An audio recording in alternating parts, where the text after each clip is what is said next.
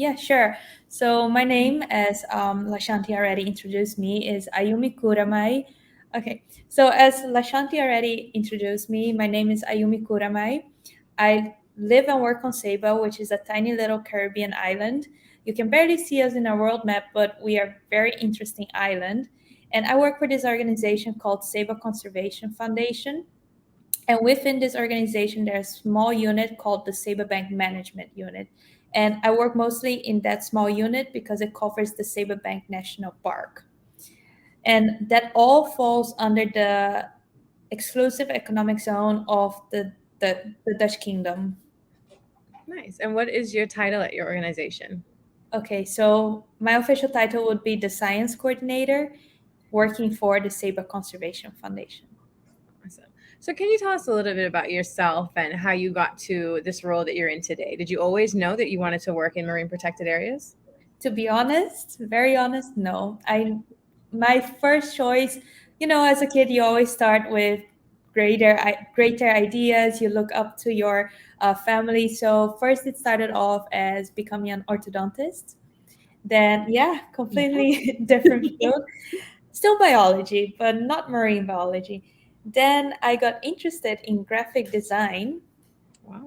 And eventually, during that time, when I was a teenager, I started to learn how to do scuba dive thanks to my parents. And that's how I slowly started to flow into marine biology and then towards fisheries. So, this is where I am right now. I was always quite fascinated about the marine life. I used to read as a kid because I was also learning how to speak Dutch, and the best way to do that was by reading books. So I used to go to the library every weekend or at the end of the week, and I would pick up these books called Searching for Dolphins. So that's already how my interest got triggered towards the marine life, and then eventually adding up to scuba diving. That's how I got fully into the marine biology, and that's where I am right now. Yeah, awesome. Scuba diving will always do that. I think once you scuba dive and you enter this new world, it inspires you and you just can't shake it out your system and you have to do something about the ocean. But can you tell us a bit about how the MPA Connect network has benefited your work at Saba? So Saba, as I explained to you before, is a very small island. So we are very secluded. For us to even be able to get off island is quite challenging. So to even get to know other people in the same field can be quite challenging. And thanks to the MPA Connect, we were able to bring different experts and marine park managers from the surroundings, from the region, to our island and to learn more about them. And that's definitely how MPA Connect has benefited our work. Can you tell us a bit about a workshop you did a few years ago? It was related to fisheries management and it was a peer to peer workshop that you did for the MPA Connect network. Yeah. So that workshop was hosted in 2018, and it was a great learning experience for me as well, since I just started on my job. And to get to know all these different managers, but also to learn that everybody kind of is facing the same, um, how to explain this, the same challenges. Hmm. And it was a great way to connect with them, to discuss how they would see the possible solutions to make their MPAs more effective and more connected. And it was also a great way to explain how our work is being done and how we got this far with, for example, with fishermen, gaining that trust from fishermen, and how we are getting the data from fishermen as well. So really, that has opened eyes, but we learned a lot of different methods as well from other MPA managers on how to work more with fishermen and gain even more of their trust. So, can you tell us a bit about how you built trust with the fisher folk around your MPA? So I think many MPA managers will agree with me. They are different kind of community. They have their own language, their own way of doing things, and to gain their trust, you really need to be able to understand them. So to gain that trust, you really need to be able to go with them on board, talk to them when they're in their own element, when they're doing their work in their environment. They will feel also more comfortable talking with you, and for you experiencing how their life looks like in the day-to-day basis, that definitely builds that trust between you and the fisherman. Also, just be open. Don't I know that for managers usually comes with a lot of, regulations and rules, but still you got to keep yourself open to whatever you're listening to from fishermen, their stories, and from there you can pick out slowly what might be missing, what might be your advantage, and go from there. Yeah, I think it's always important to know that, we as conservationists and marine biologists and anyone just working in that MPA management side, we have a part of the knowledge, but it's always so important to connect, right, with these fisher folk who are going out there every day. They're experiencing this environment in a different way than we see it. And I always love to hear stories of how those two things kind of come together, and you're able to move forward and do the greater good for what the environment needs. Would you say that you have any like cool stories from one of these trips that you went out on? Well, what I love about going with fishermen is, of course, to hear the stories about how it used to be back in the days and how they perceive the future for fisheries. I think that's the most interesting part.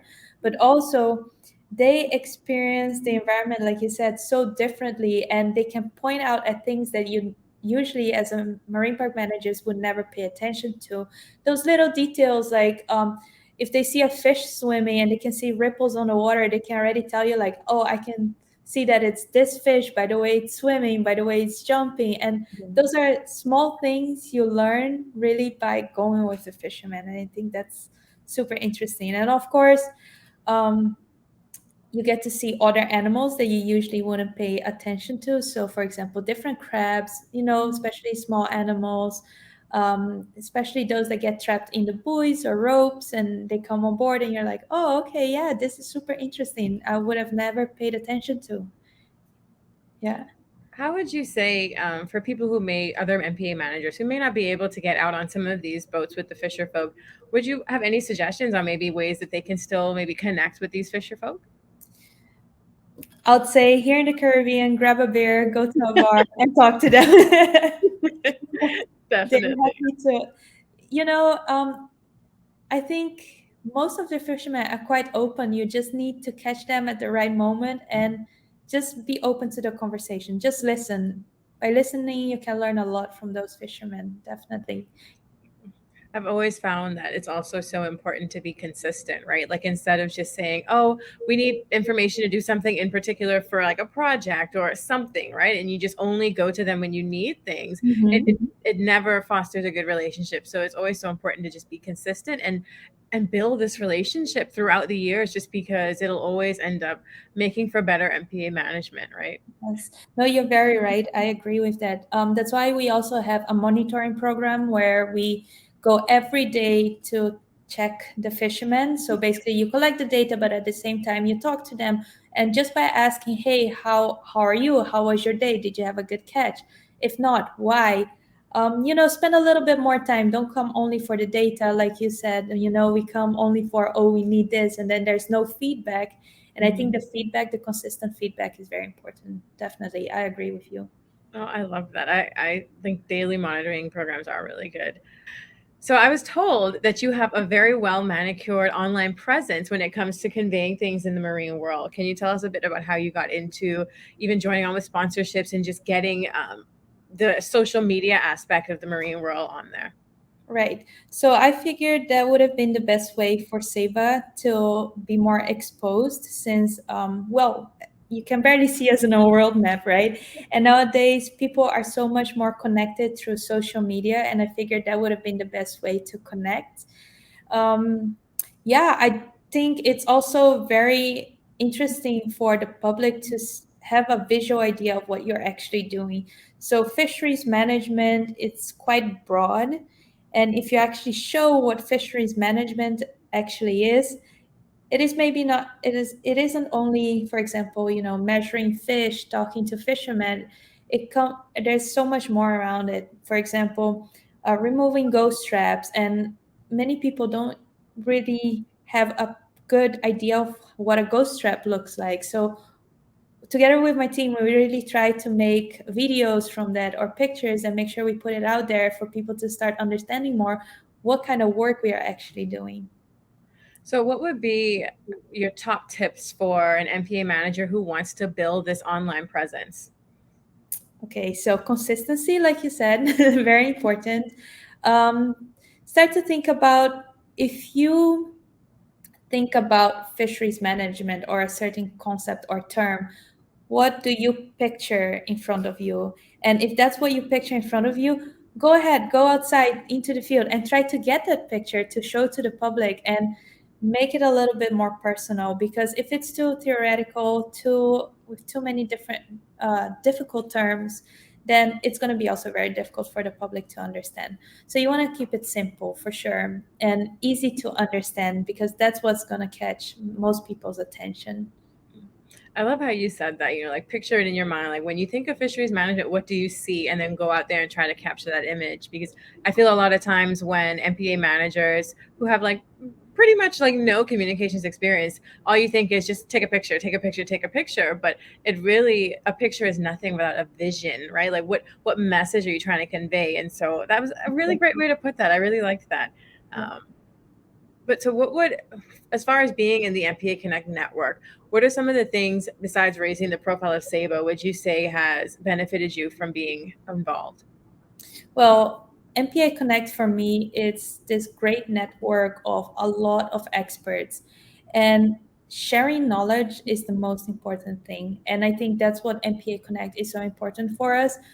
For example, if we need any advice on lobsters, snappers, sharks, anything you can think of, there's always a certain expert in MPA Connect that will be able to, help you out. And I think that's really a beautiful thing about MPA Connect.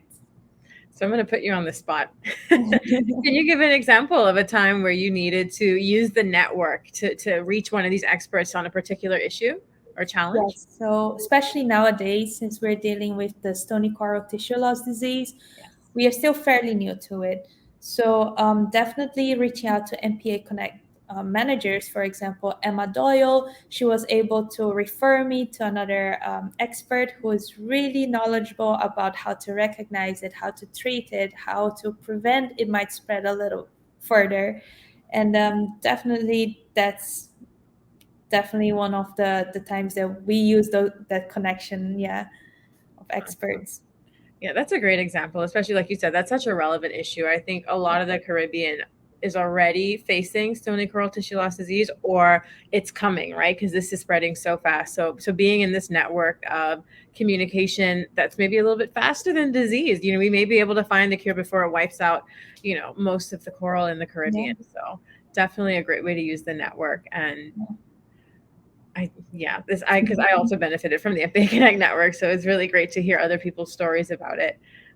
But if you can give maybe some final thoughts for other MPA managers who are watching, maybe lessons you learned in the field or throughout your time in working in MPA management, what would be that like one or two things of advice that you would tell them?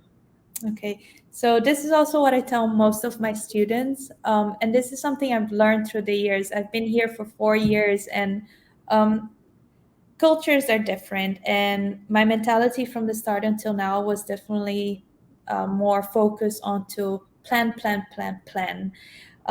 Plan, stick to it, and you'll be successful. But the truth is, it isn't. Flexibility is actually key to success. And that's one of the messages I always try to give to students and anyone else that I get to learn new. But also now for other MPA managers, really flexibility is key to success. You gotta be able to bend and stretch a little bit here and there to be able to reach your goal.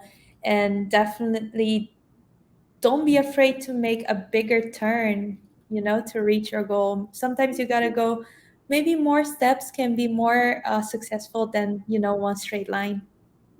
I like that one. Don't be afraid to make a big turn. Because we always try Yeah, to go the shortest route, the most direct route. exactly. But yeah, oftentimes with MPA management, you have to kind of sometimes an extra step is needed to get to the goal that you were originally thinking is a straightforward Yeah, route. So that's exactly. great. Yeah. So the last question of the episode, which is of course the most fun one. You can pick whichever seabird you want, but who do you think would win in a fight between a seabird and an octopus? Oh, okay. This is a good one. Yeah, no, definitely. This one makes you think. Okay, so I'd say the octopus would win. I'm a big fan of octopi, and these are such smart animals. And I'm pretty sure most of us have already seen My Octopus Teacher.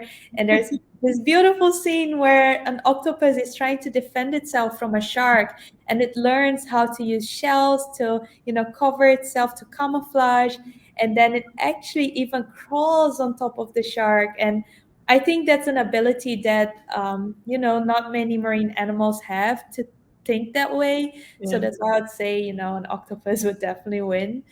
But for me, seabirds are also very, very interesting.